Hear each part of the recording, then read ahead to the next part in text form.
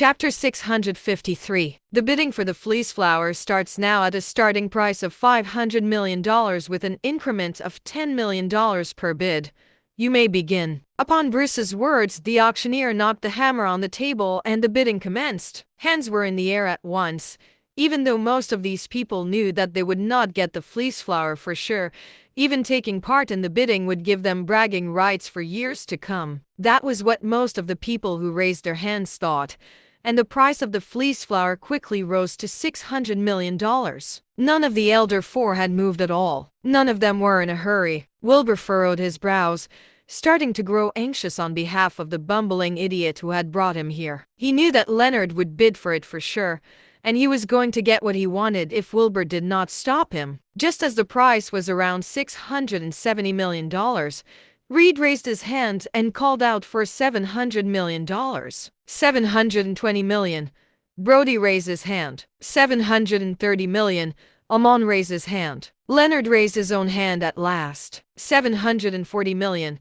The rest of the crowd stopped bidding as soon as the elder four started. After all, the crowd could hardly compare to these men in terms of wealth. The elder four were the biggest clans in the traditional medicine industry, and their wealth was undeniable. $750 million, $760 million, $770 million.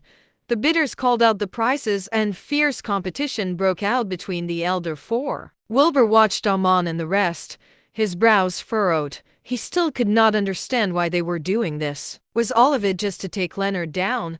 That would be quite a small prize for such a big effort, no? After all, Bruce's reputation would go down in flames if news about this were to go out. Had he not thought that through? Leonard, however, was in far too deep at that point. He would add to any prize the rest of the elder four called out, not intending to stop in the slightest. Wilbur could not take it anymore. Dude, are you sure you want to do this? What do you know? This is a symbol of my power, status, and identity. No one aside from me deserves to own something like this. Leonard cast a disdain glance at Wilbur as if he were the biggest idiot in the world. Wilbur understood that this was Leonard making a name for his clan. After all, owning something so precious would be a symbol of power. Any of the elder four owning this would gain the upper hand over the other three. The only problem was that the thing they were bidding for was a fake. Just then, Amon raised his hand and called out, $900 million. The crowd was abuzz at this. What a ruthless move. Were they increasing the prices by $100 million per bid now? $1 billion, said Reed emotionlessly. $1 billion and $100 million, Brody piped up. The crowd was stunned. They really were increasing the prices by $100 million with every bid now. Such was the power of the elder four. Leonard was surprised as well, but he scoffed at the other three men. $1 billion and $200 million. Wilbur's head was starting to hurt. These guys were out of their mind. $1 billion and $300 million. $1 billion and $400 million. $1 billion and $500 million. Leonard got to his feet. $1 billion and $600 million. Chapter 654. The crowd was buzzing with chatter then, with everyone marveling at the elder four's power while some others were charmed. There were hardly any people powerful enough to be calling out prices by 100 million increments. Were there? Amon smirked as Leonard got to his feet. $1 billion and $700 million. $1 billion and $800 million. Reed piped up as well. Brody chuckled. $1 billion and $900 million. $2 billion. Leonard called out, hellbent on winning. Wilbur sighed to himself, shaking his head. Just then, Bruce raised his hand for the auctioneer to stop. Bruce smiled. Mr. Thatcher, I'm sorry for the interruption.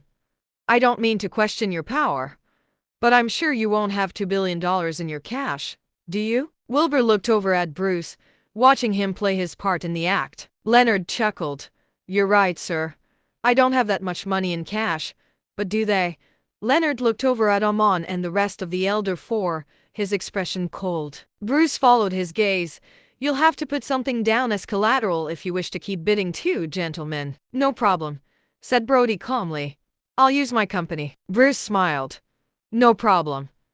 I know Mr. Adler's company is at least worth $5 billion on the market. I'll use my pill factory, said Reed. Bruce nodded.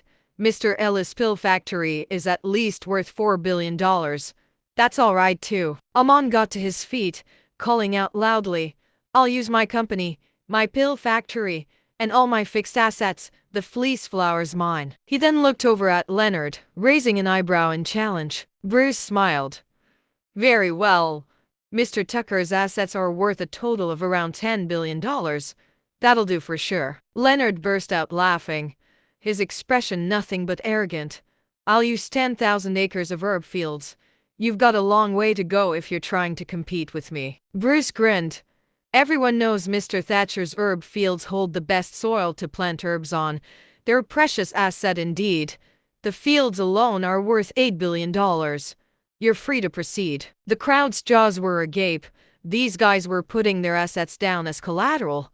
It looked like all four of them were determined to get the fleece flower at all costs. Just then, Wilbur's eyes widened in realization. It was the herb fields these people were after. It was important to note that Leonard's herb fields were a non-renewable source, and there was no other land that matched its soil fertility levels for herbs. Leonard's herb fields were an endless moneymaker.